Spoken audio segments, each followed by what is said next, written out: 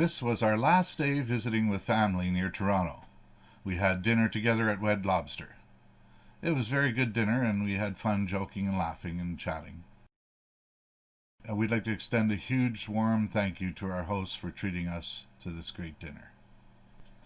The plan was to get on the road right after dinner. We figured that since we had been resting and relaxing for the last 3 days, the last 4.5-hour drive would not be an issue.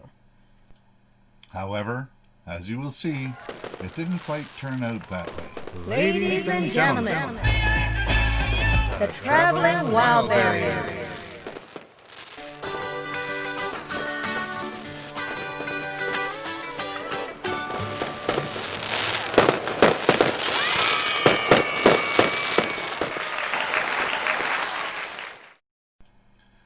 Things started out okay. Instead of taking the highway, we decided on a route that cut through the middle, using smaller side roads through several little towns.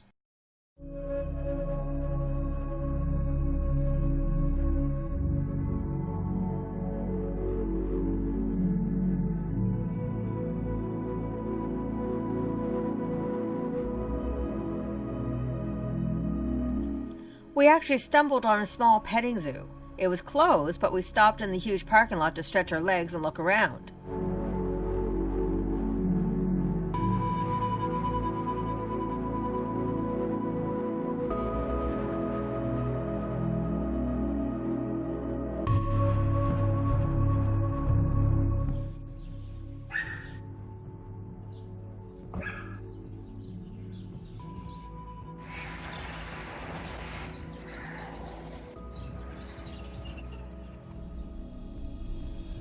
It wasn't too long after that when the road started getting more rural and twisty as it got darker and darker.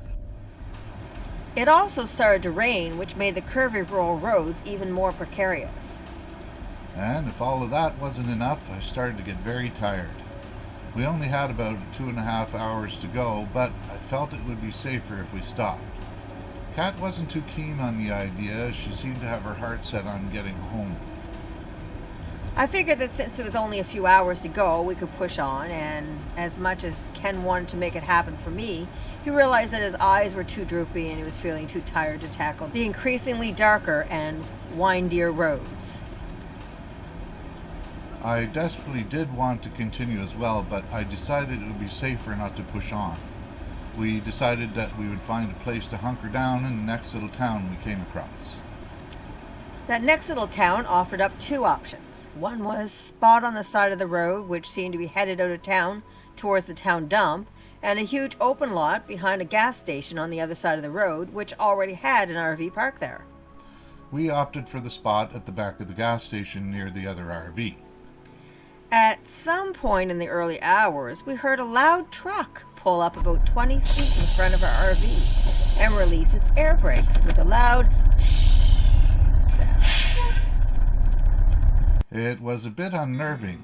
At first, we thought it might be someone coming around to check to see why we were parked here, but then we realized that the truck was here to fill up the gas station underground tanks. That freaked us out, since we were not too far away. With all the fumes swirling around, which we could smell, we got a bit paranoid and began wondering what would happen if there was a spark as he was filling. We went through the various options. We could start the RV and move to another spot. We could start the RV and continue on the journey home, or we could just do nothing and wait it out.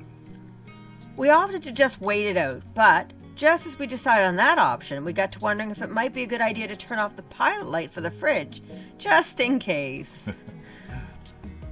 Yeah, we decided that was indeed a good idea. We did that and just sat there in the dark, waiting and worrying as to whether he would notice that we shouldn't be there. Turns out, he just finished filling the tanks, jumped in his truck, and drove off. We both breathed a giant sigh of relief.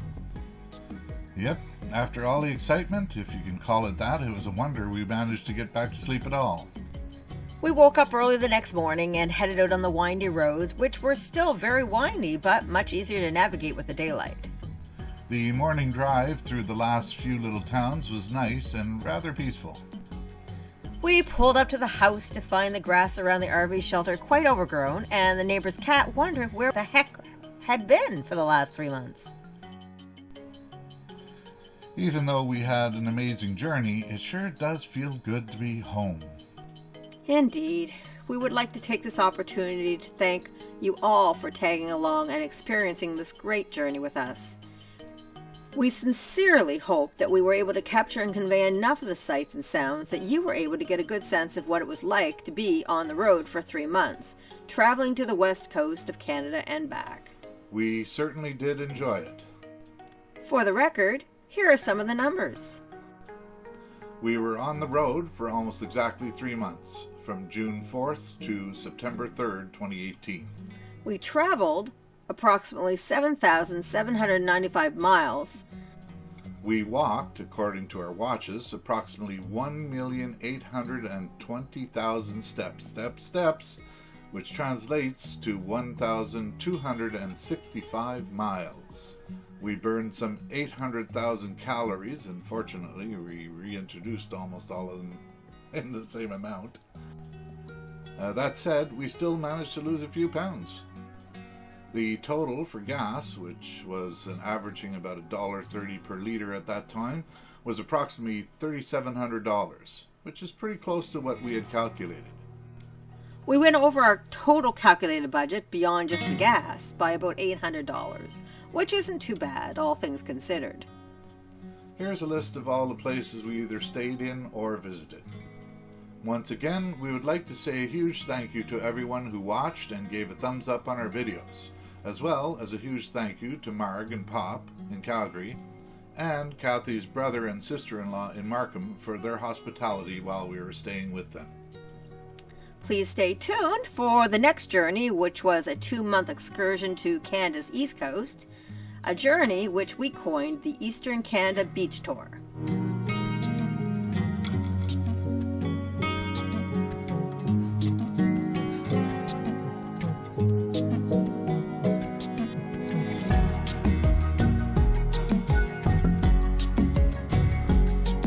That's it for now. Ciao!